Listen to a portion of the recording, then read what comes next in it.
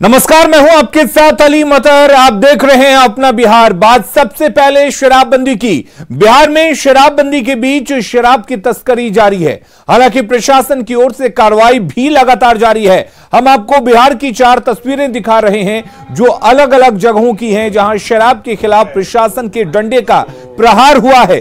पहली तस्वीर सिवान की है, जहां शराब लदे कंटेनर से 142 कार्टन शराब जब्त की गई, जिसकी कीमत 25 लाख रुपए बताई जा रही है। दूसरी तस्वीर बेतिया के बरवा बरौली की है, जहां उत्पाद विभाग की टीम ने छापेमारी कर 450 लीटर से ज्यादा शराब को नष्ट किया। तीसरी तस्वीर बेगूसराय की है, जहां नीमा चांदपुरा इलाके में खेत में छिपाकर रखी गई शराब को नष्ट किया गया। हालांकि तस्करों के बारे में पुलिस को जानकारी नहीं मिल पाई है।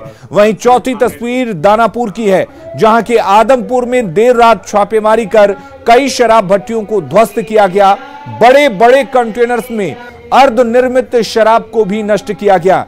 पंचायत चुनाव और होली के त्योहार को लेकर यह छापेमारी की गई है।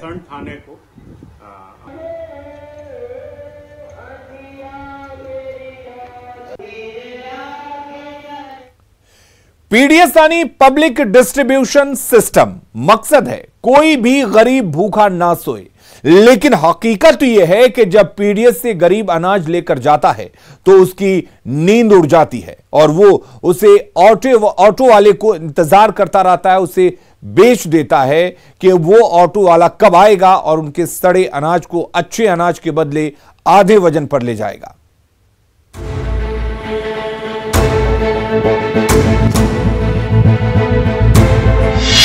ये है पीडीएस का अनाज। खाओ तो खाओ।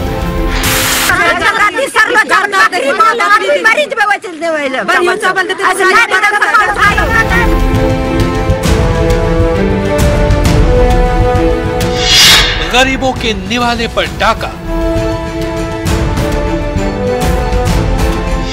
सड़े अनाज का सौदा मजबूरी।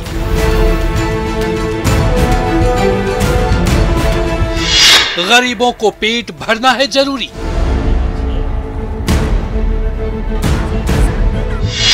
आधे वजन पर ले जाते खरीदार।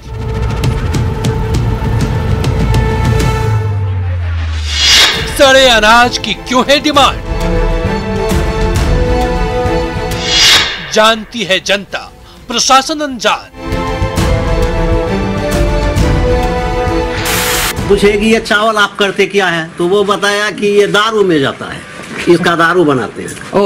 जो खराब चावल होता है उसका दारू बनाते हैं, वो यही का करके बदल के ले जाता है। ऊंची दुकान, फीकी पकवान।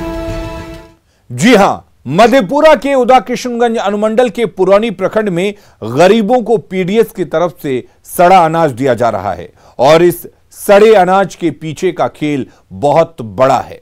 पूरी रिपोर्ट देखिए।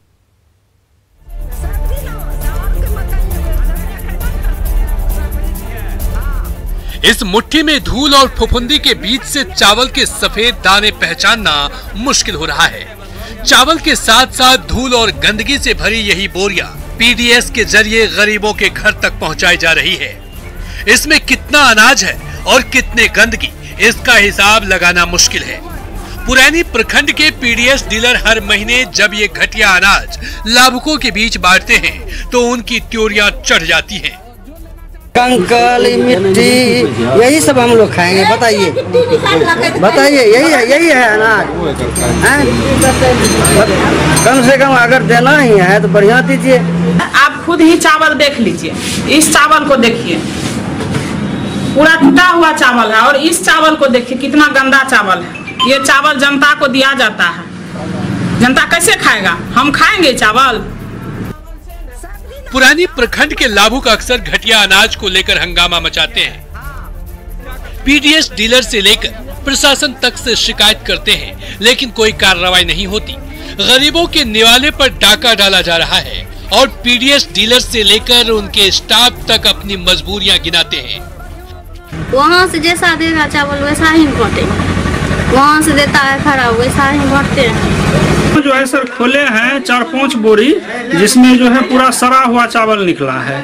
इसमें गिट्टी है, पत्थर है, पूरा एवं प्रकार से सड़ा हुआ है। अब जब डीलर के पास ही घटिया अनाज पहुंचेगा तो वो कहां से अनाज के अच्छे दाने गरीब जनता के बीच बांटेंगे। हालांकि इस सड़े अनाज का काला खेल इतना बड़ा है कि इसके भी खरीदार हैं। देखिए, ये ऑटो वाला अपनी ऑटो लेकर सड़े अनाज को आधी कीमत पर खरीद रहा है। अधिया पे बदलते हैं। अधिया पे 2 किलो में 1 किलो, 2 केजी में 1 केजी। 2 केजी यदि पीडीएस वाला चावल मिलता है तो 1 केजी आप उसको अच्छा चावल देते हैं। हाँ। अब ये खरीद क्यों रहा है? क्योंकि अनाज तो सड़ा है। इसका भी जवाब आपको देंगे, और जो जवाब आएंगे वो आपको हैरान कर देंगे। और वह चावल जो जनता ले जाती है, एक ऐसा ग्रुप बन के तैयार हुआ हर जगह, जो चावल वह खरीद करता है। हर गांव में 2-3 टेम्पो से आता है, अच्छा चावल 5 केजी के बदले 2 केजी देता है और चावल वह ले जाता है। और किसी विक्रेता के यहाँ वह जाकर के बेच देता है, और वह वही चावल फिर वापस चला आता है जन वितरण प्रणाली के। मतलब फिर वही खेल। लेकिन स्थानीय लोगों ने जो खुलासा किया है वो तो बेहद परेशान करने वाला है। पूछे कि ये चावल आप करते क्या है, तो वो बताया कि ये दारू में जाता है, इसका दारू बनाते हैं। जो खराब चावल होता है उसका दारू बनाते हैं, वो यही करके बदल के ले जाता है। पीडीएस के तहत जो अनाज दिया जा रहा है उसकी हालत देख लीजिए और एसएफसी गोदाम प्रबंधन की बातें सुनिए। और इस संबंध में जब हमने एमओ से बात की और जो एसएफसी के जो गोडाउन के मैनेजर हैं, एजीएम हैं, उनसे बात किए तो उन्होंने कहा कि ये सारा चावल जो है वो कई तरह के मानकों से गुजरकर इसको टेस्ट किया जाता है और कई पदाधिकारी इसको स्वीकृत करते हैं, तब यह अनाज गोदाम से पीडीएस में जाता है। लेकिन उस पीडीएस के चावल की जो आप गुणवत्ता देखे होंगे तो अंदाजा लगाया जा सकता है जो किस स्तर पर पीडीएस में गोलमाल चल रहा है और कितना बड़ा घोटाला और रैकेट जो है इस सारे पीडीएस सिस्टम में काम कर रहा है। मध्यप्रदेश न्यूज़ 18 के लिए तुर्वसु की रिपोर्ट। और पूर्णिया में ज्यादातर आंगनबाड़ी केंद्र कोरोना के चलते अभी भी बंद हैं। बच्चे केंद्रों पर नहीं पहुंच पा रहे हैं, लेकिन बच्चों के बीच पोषाहार का वितरण किया जा रहा है। यहां पहले आईसीडीएस के माध्यम से आंगनबाड़ी के बच्चों और गर्भवती माताओं के लिए चावल आता था, लेकिन अब केंद्र की सेविका को राशन का पैसा भेजा जाता है। सेविका बाजार से चावल खरीदकर बच्चों के बीच राशन का वितरण करती हैं। पूर्णिया के वार्ड संख्या 7 और 6 में आंगनबाड़ी केंद्र का जायजा लिया न्यूज़ 18 संवाददाता कुमार प्रवीण ने। मैं अभी मौजूद हूं पूर्णिया के वार्ड नंबर 7 में केंद्र संख्या 115 पर, और यहां हमारे साथ सेविका है रिंकी कुमारी। आइए इनसे बात करते हैं कि जो आंगनबाड़ी केंद्र में बच्चों को राशन मिलना है वो किस तरह का मिल रहा है, बच्चों की पढ़ाई कैसे चल रही है, क्या व्यवस्था है। तो ये बताइए कि यहाँ पे आंगनबाड़ी केंद्र में कितने बच्चे हैं? हम लोग को 99 लाभुक है, जिसमें डीबीटी के माध्यम से अभी हम लोग THR कर रहे हैं। उसमें 61 में बहुत कम ही बच्चा का डीबीटी आया है। इसमें हम लोग को THR करने में बहुत परेशानी हो रही है। बहुत लाभुक को डीबीटी के माध्यम से उसको नहीं मिल रहा है, जिसमें जितना ही 99 लाभुक में 28 का ही डीबीटी आया, उसमें भी 3 घट गया, 25 का ही डीबीटी में हम लोग अभी वितरण कर रहे हैं। तो ये चावल जो बटना था वो किस तरह का चावल है, कहाँ से आता है ये? चावल बहुत अच्छा है, हम लोग अपने से खरीदते हैं। हम लोग को अकाउंट में पैसा दिया जाता है। चावल और दाल सोयाबीन हम लोग खरीदते हैं अपना से ही। तो ये यहाँ की सेविका है रिंकी कुमारी, और इनका कहना है कि कोरोना के चलते केंद्र काफी दिनों से बंद पड़ा हुआ है। तो इन लोगों को राशन के बजाय पैसा आया था, और जिससे इन लोगों ने चावल खरीद के बच्चों के बीच वितरण किया है। इन लोगों का कहना है कि जो पहले आईसीडीएस के थ्रू चावल आता था वो अब बंद हो चुका है। अब ये लोग खुद चावल खरीद के बच्चों के बीच वितरण करते हैं और चावल काफी फ्रेश है। कुमार प्रवीण, न्यूज़ 18 पूर्णिया। और अगली खबर बेतिया से है, जहां भारत नेपाल से सटे नदियों में अवैध बालू का खनन लगातार जारी है। नरकटियागंज अनुमंडल क्षेत्र के इनरवा थाना क्षेत्र के कौड़ेन नदी में खनन करने गए 3 ट्रैक्टर को पुलिस ने जब्त कर जांच शुरू कर दी है। इस कार्रवाई से माफियाओं में हड़कंप मचा है। आपको बता दें कि यहां पर अवैध खनन की लगातार शिकायतें प्रशासन को मिल रही थी।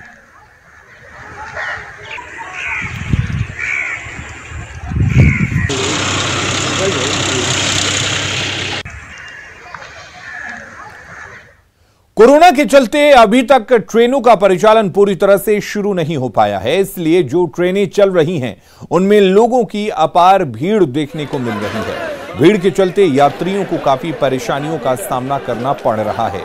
जमालपुर साहिबगंज कटवा पैसेंजर ट्रेन में भीड़ का जायजा लिया न्यूज़ 18 संवाददाता आशीष रंजन ने। कोरोना काल में लॉकडाउन के दौरान जो है ट्रेनों के परिचालन पर रोक लगी थी और एक बार जो लॉकडाउन खत्म होने के बाद ट्रेनों की कुछ परिचालन अब शुरू हो चुकी है। लेकिन आप देख सकते हैं कि भीड़ क्या है ट्रेनों में। और अभी जो है भागलपुर स्टेशन के 1 नंबर प्लेटफॉर्म पर वर्धमान एक्सप्रेस जो ट्रेन है, लोकल ट्रेन है, वो आकर लगी है। और आप देख सकते हैं कि यात्री प्लेटफॉर्म की ओर से ना चढ़कर दूसरी तरफ से जो पटरी के तरफ से होता है उससे चढ़ रहे हैं, लेकिन कोई देखने वाला नहीं है। कोरोना का जो अभी भी कहा जाता है कि मास्क लगाकर चलें, सोशल डिस्टेंसिंग का पालन करें, लेकिन ऐसा यहाँ पर ट्रेनों में कुछ होता नजर नहीं आ रहा है। और लोग किसी तरह से एक पर एक कहीं बैठे हुए हैं और वो किसी तरह से यात्रा को करने को मजबूर है। अभी तक जो है सारी ट्रेनों को नहीं चलाया गया है, कुछ ही ट्रेनें जो है यहाँ पर चल रही है, जिसको लेकर यात्रियों को काफ़ी परेशानी हो रही है। और यात्री जो है सभी कोरोना गाइडलाइन को दरकिनार कर यात्रा कर रहे हैं। आशीष रंजन, न्यूज़ 18 भागलपुर। और अब बात तो गांधी सेतु पर लगे महाजाम की। उत्तर बिहार को दक्षिण बिहार से जोड़ने वाले गांधी सेतु पर आज भयंकर जाम लगा है। जाम के कारण लोगों को भारी दिक्कतों का सामना करना पड़ रहा है। गांधी सेतु पर पाया संख्या 9 के पास एक कार में तकनीकी खराबी आ गई, जिसके कारण सेतु पर महाजाम लगा हुआ है। गांधी सेतु पर महाजाम के कारण NH30 पर भी जाम लगा हुआ है।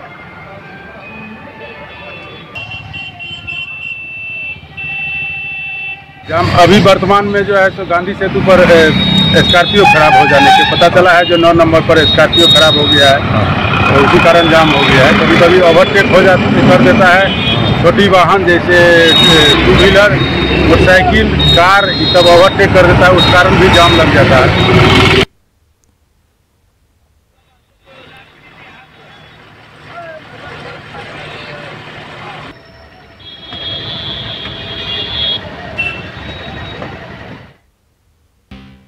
नवादा को प्लास्टिक मुक्त बनाने के लिए नवादा नगर परिषद ने अनोखी शुरुआत की है। इसके लिए परिषद की ओर से प्लास्टिक लाओ मास्क पाओ अभियान की शुरुआत की गई है। इस अभियान के तहत लोग कचरे का प्लास्टिक लेकर पहुंचते हैं और उसके बदले उन्हें मास्क दिया जाता है। शहर में इस वक्त 6 अलग अलग सेंटर बनाए गए हैं। अभियान का मकसद लोगों को कचरे से मुक्त रहने के लिए जागरूक करना है। एसडीएम का कहना है कि प्लास्टिक लाने वाले लोगों का रिकॉर्ड भी रखा जाएगा, साथ ही विभाग की ओर से उन्हें सम्मान भी दिया जाएगा। इस अभियान के तहत कोई भी व्यक्ति अगर कूड़ा लाते हैं, प्लास्टिक लाते हैं और यहाँ पर हमारे जो कूड़ादान रखा हुआ उसमें जमा कर देते हैं, तो हम लोग उसको मास्क देंगे और इस मास्क के रूप में एक प्रकार से प्रोत्साहन दे रहे हैं ताकि लोग अधिक से अधिक आए। प्रत्येक के घर में कूड़ा निश्चित रूप से होता है, उस कूड़ा के डिस्पोजल के लिए हम लोग हर जगह स्टॉल लगा रहे हैं। तत्काल अभी 6 स्टॉल लगाए गए हैं। कामकाजी महिला कर्मचारियों के लिए समाज कल्याण विभाग ने पालना घर की शुरुआत की है। महिला कर्मचारी अपने बच्चों को पालना घर में रख सकेंगी। समाज कल्याण विभाग के मंत्री मदन सहनी ने इसका उद्घाटन किया। फिलहाल पटना में मुख्य सचिवालय सहित 3 पालना घर की शुरुआत की गई है, जिसमें बच्चों को रखने के साथ खेलने और खाने का इंतजाम है। मंत्री ने कहा कि राजधानी के बाद जिलों में भी पालना घर खोले जाएंगे और यहां प्राइवेट ऑफिस में काम करने वाली महिलाएं भी अपने बच्चे को रख सकेंगी। मुख्यमंत्री नारी शक्ति योजना के तहत जब पहला शुरुआत अब अनेकों जगह इसकी आवश्यकता हो सकती है, उससे हम लोग इनकार नहीं कर सकते हैं, लेकिन ये पहला शुरुआत है, प्रयोग भी है और बेहतर ढंग से इसका शुरुआत किया गया है। सरकारी कर्मियों के लिए है, वैसे भी सचिवालय में आम आदमी एक सर्टेन टाइम पे ही आ सकता है, लेकिन जैसा अभी किसी और ने भी पूछा था कि अगर कोई आए और अपना बच्चा यहाँ रखना चाहे तो रख सकता है, कोई ऐसी मनाही नहीं है, थोड़ी देर के लिए अपना रख सकता है। लेकिन ये सुविधा जो है बेसिकली सरकारी कर्मियों के लिए है। इसका मकसद ये है कि सरकारी सेवाओं में महिलाओं की भागीदारी और बढ़े। अमर शहीद जुब्बा सैनी के शहादत दिवस पर पशु और मत्स्य पालन मंत्री मुकेश सैनी ने आज जुब्बा सैनी की प्रतिमा का अनावरण किया।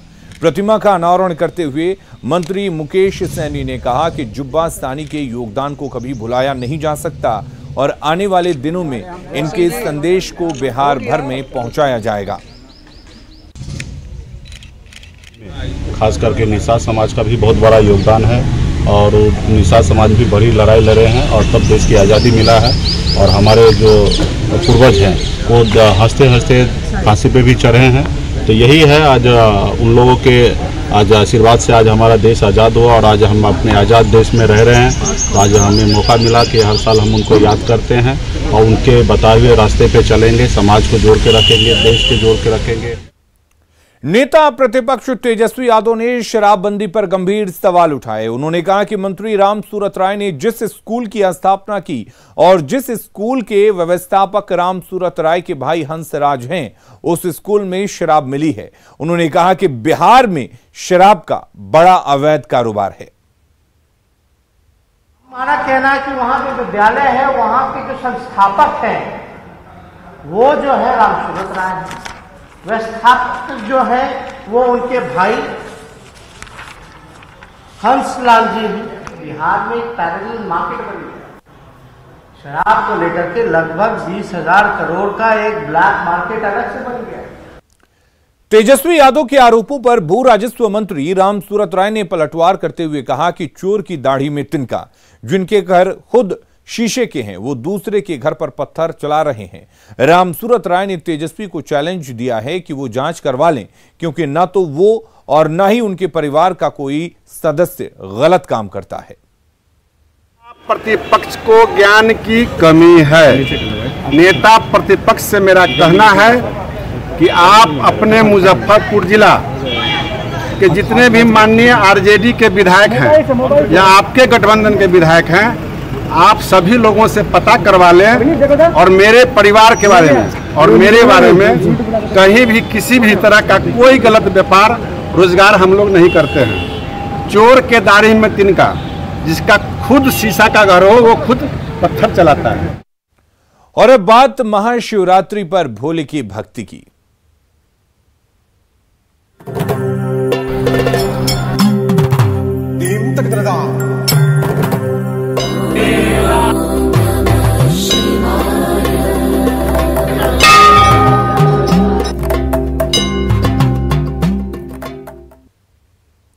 केंद्रीय गृह राज्य मंत्री नित्यानंद राय ने हाजीपुर के बाबा पतालेश्वर नाथ मंदिर में पूजा अर्चना की।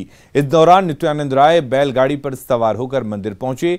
कोरोना के कारण इस साल बड़ी झांकी नहीं निकाली गई, लेकिन हर साल की तरह इस साल भी महाशिवरात्रि के मौके पर नित्यानंद राय ने बाबा पतालेश्वर की पूजा की और देशवासियों के लिए सुख और समृद्धि की कामना की।